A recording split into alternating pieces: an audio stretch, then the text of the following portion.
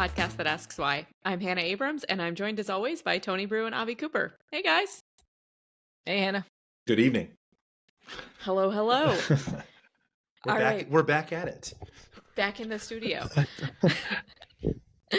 Today on the podcast, we are going to be discussing a pulmonary physiology question.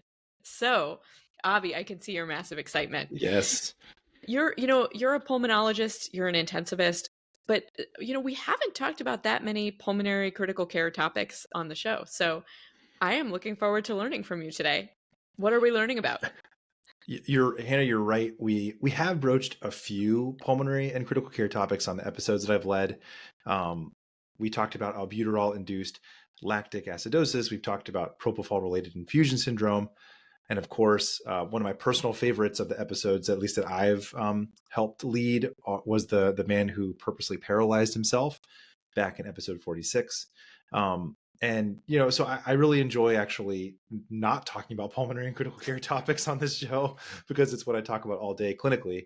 So, but we're back at it, we're doing it again, this episode. So, and I wanted to look at something that's perhaps an intuitive physiological question, but it's one that has implications for how we manage patients both in the clinic and in the intensive care unit. And we'll touch on that. And that's, why do we generally avoid systemic pulmonary vasodilators to treat patients with pulmonary hypertension associated with chronic obstructive pulmonary disease, or COPD? It sort of seems like a little bit paradoxical that you wouldn't want to do that. Yeah, and I like this idea in this question for the podcast because it's both quintessentially physiological in nature, but it also links that physiology with why an otherwise reasonable assumption turns out to be just not correct. I feel like it's right in our wheelhouse. Because, immediately you have to say to yourself, why wouldn't giving a systemic vasodilator to a patient with severe pulmonary hypertension, why wouldn't that improve their COPD? That first blush seems like it would make sense. Their pulmonary arterial pressures are high. So vasodilate, that should make things at least somewhat better. Right. You think, hey, just obviously, clearly that's not going to be the case in the next few minutes. Episode over. Yeah, exactly. It'd be a short episode. Well, yeah, you'd think just bring it down, right? I mean, bring those pressures down. You think it would help them, not hurt them. And the other piece is that it does let us look at some cutting edge pulmonary vasodilator therapy that's relevant for this patient population too. So, we'll get to the paradox, we'll get to some of the updates in clinical care. So hopefully it'll be a good discussion. All right. Well, let's start off. Maybe you can give us a refresher for those of us who are perhaps greater than 6 months out of internal medicine residency now, the main sources of pulmonary hypertension for these patients with COPD. The main initial insult, it seems to be hypoxic vasoconstriction, where areas of the lung that are not well oxygenated experience vasoconstriction of the arterioles in the pulmonary vasculature. And that is an effort essentially to preserve VQ matching, where V is ventilation, Q is perfusion, and wanting to sort of match that up as best as possible. And that's an adaptive response. Initially, it's a good thing because it helps minimize systemic hypoxemia. It avoids, perfusion, under perfusing, or it avoids perfusing underventilated areas of the lung, which again, we would want to do. We want to prevent that, but it becomes maladaptive over time.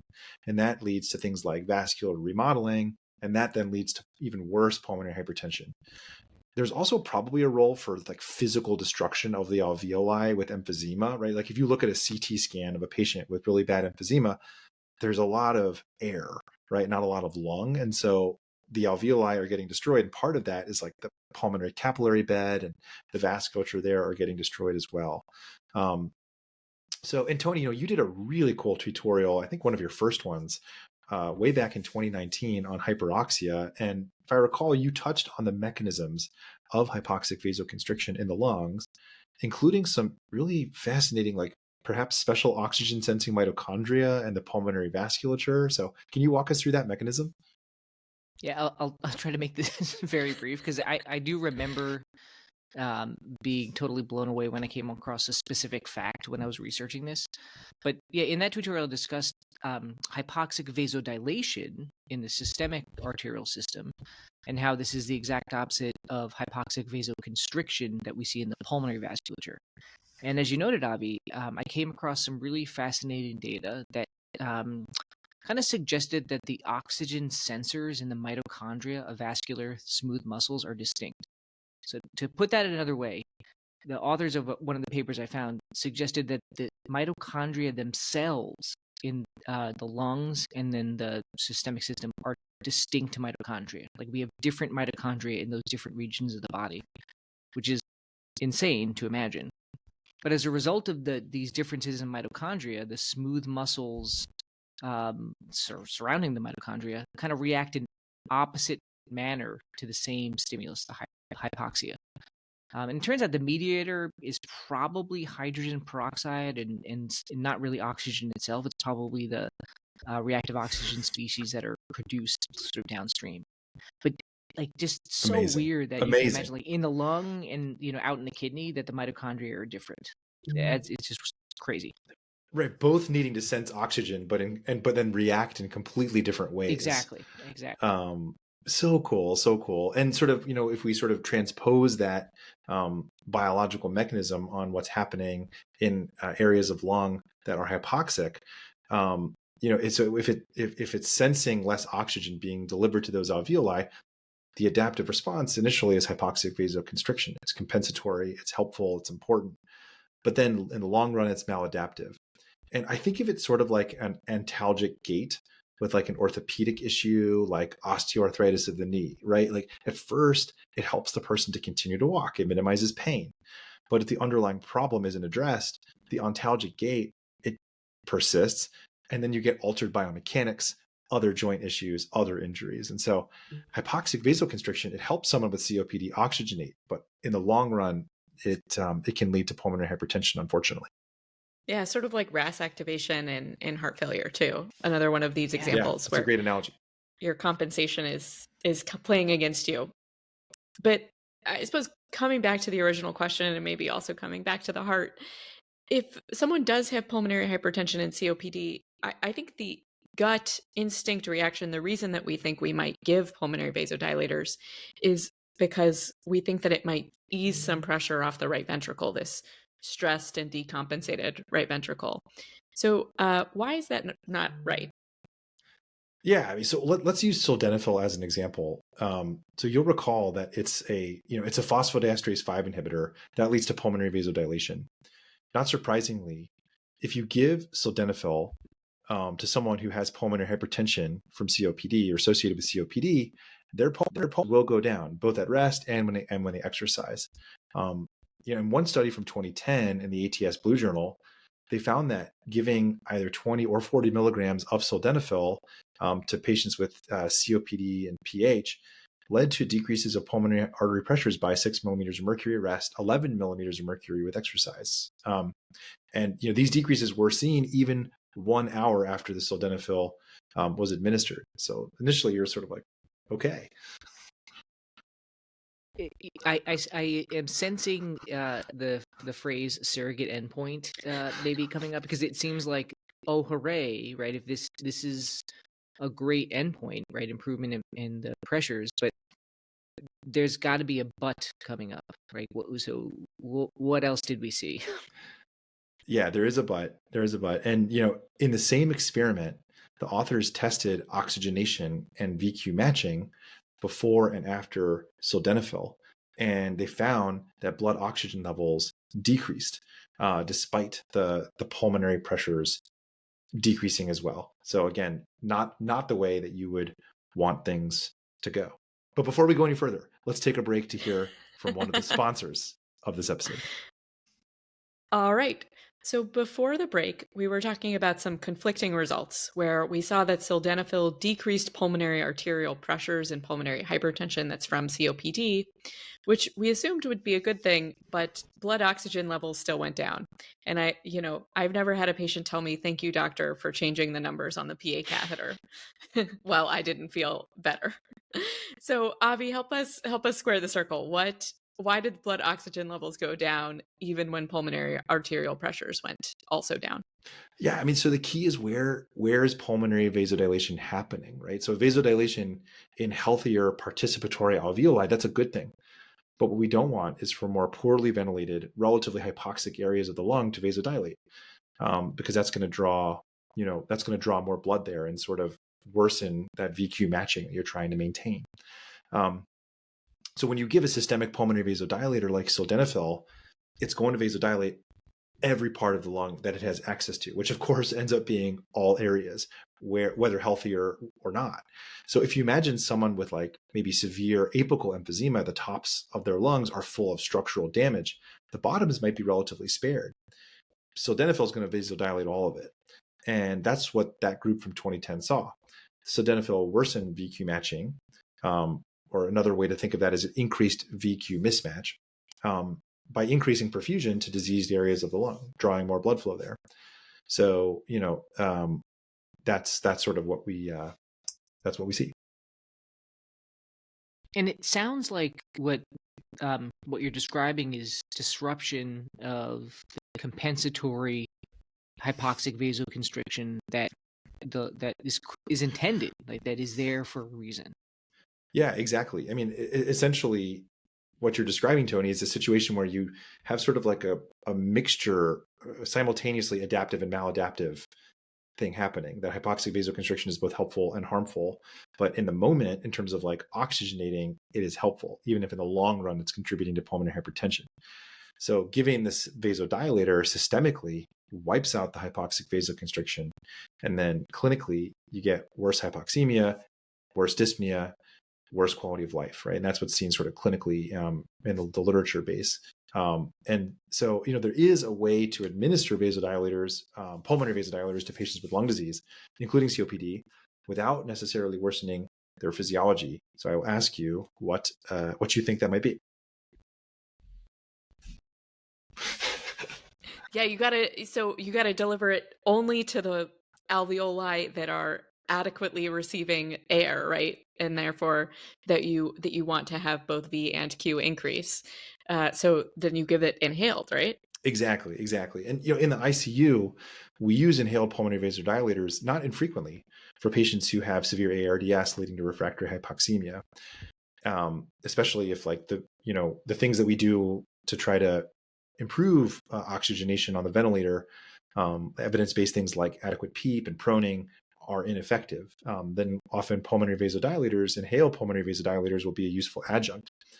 But there's increasing evidence for the use of inhaled pulmonary vasodilators on a more chronic basis for patients with pulmonary hypertension due to lung disease, including COPD. Once things like supplemental oxygen for hypoxemic patients and sort of managing their lung disease appropriately otherwise have been implemented, have been done. So there was a study from 2003 in thorax that reported on the use of pulsed inhaled nitric oxide, which acts as a pulmonary vasodilator. And they did that in 40 patients with COPD-associated pulmonary hypertension in combination with oxygen. And they did it over 3 months. And they found that adding inhaled nitric oxide led to decreases in mean pulmonary pressure, pulmonary vascular resistance. It increased cardiac output. And importantly, it sort of for the safety of it, it didn't worsen arterial oxygenation. That's the key. And so this was one of the first trials to demonstrate that, maybe you can safely lower pulmonary pressures in patients with COPD and PH. And so to come back to something that Hannah mentioned when she correctly answered your question by saying inhaled. So from like a physiologic perspective, I think the assumption here and what Hannah said is that when you give the inhaled pulmonary vasodilator, you're kind of getting around the hypoxic vasoconstriction by only having that inhaled medication travel to the lung areas that are actually participating in ventilation, and therefore sending blood to those healthy areas. Is that kind of like why the inhaled is truly working better than the systemic? I think so. That's certainly the explanation that I teach in the ICU with ARDS. I think it carries forward to pulmonary hypertension as well. It's really quite an elegant solution to this problem, which, when you have diseased lungs and pulmonary high pulmonary pressures. It really comes down to sort of a delivery destination question, right? Do you want this vasodilator going to all the alveoli, regardless of what's happening there? Or do you want the drug to selectively go to just those that are participating in gas exchange more effectively? And when you're dealing with this situation, pH and hypoxic vasoconstriction, the answer is really you want selective delivery. And again, it's quite an elegant solution. It is so cool. And so you mentioned nitric oxide in 2003. I remember this also in the ICU as a resident, but can you tell us a little bit more about use of it for COPD and for pulmonary hypertension from other diseases like interstitial lung disease? Yeah, so there has been more recent data. There was a 2010 study in respiration. It was smaller, but it looked at giving 10 subjects with COPD and PH inhaled iloprost, which is a short-acting prostacyclin analog that acts as a pulmonary vasodilator, just like nitric oxide. And after inhaling 2 doses of iloprost, the participants in the study, they had no decrease in arterial oxygenation, so it was safe, but they had improved VQ matching and exercise tolerance. It's a short-acting drug, so the benefits only lasted 2 hours. I'd say overall, the data sort of seems to be more mixed in terms of how beneficial or not it is for using sort of inhaled pulmonary vasodilators in pH associated with COPD. But if using them, the safest way clearly seems to be inhaled. And similarly for interstitial lung disease, there is still, I'd say, maybe mixed data overall, but there's stronger data for use in this population, specifically inhaled treprostinil, which is a prostacyclin analog that has a longer duration of action than iloprost. And it actually has FDA approval now for the treatment of pulmonary hypertension associated with ILD. And that was based on the INCREASE trial, which was published in 2021 in the New England Journal. And it was a cool trial. They did 16 weeks of treatment. So really, it's sort of moving away from just like physiologic small experiments to like really a larger group of patients over a longer period of time. And they found that treprostinil did improve exercise capacity and had a favorable safety profile. So the FDA approved it. Very cool. From the physiology to the bedside. Do you have any additional pearls to share with us? Anything about what's coming? Well, when we're talking about like inhaled treprostinil and, pretty like complex therapy, it's actually really interesting. All that too, I'll just mention, I'm not a pulmonary hypertension specialist, but like sort of hearing the pH specialist talk about how they use that drug, like it's all about like how many inhalations that the patient, like, because that's the dose, right? And so it's like they're literally titrating inhalations over sort of up and down over time, and that's how they're sort of getting to therapeutic effects and stuff. It's very fascinating. But talking about that more cutting edge medicine, I didn't want to forget about plain old supplemental oxygen, right, which is a backbone therapy for hypoxemic COPD patients who have pulmonary hypertension. One of the classic papers that you may have heard of in pulmonary medicine is the NOTT trial, NOTT, that was published in the Annals of Internal Medicine back in 1980. So NOTT stands for Nocturnal Oxygen Therapy Trial. And the authors, they compared the use of continuous or nocturnal supplemental oxygen therapy in COPD patients who are hypoxemic. And they found that when they combine all the patients together, supplemental oxygen had a decrease in pulmonary vascular resistance at 6 months of follow-up. So pretty cool just to sort of say like, hey, just giving plain old oxygen, just making sure that we're emphasizing the importance of that. It helps. Never goes out of style.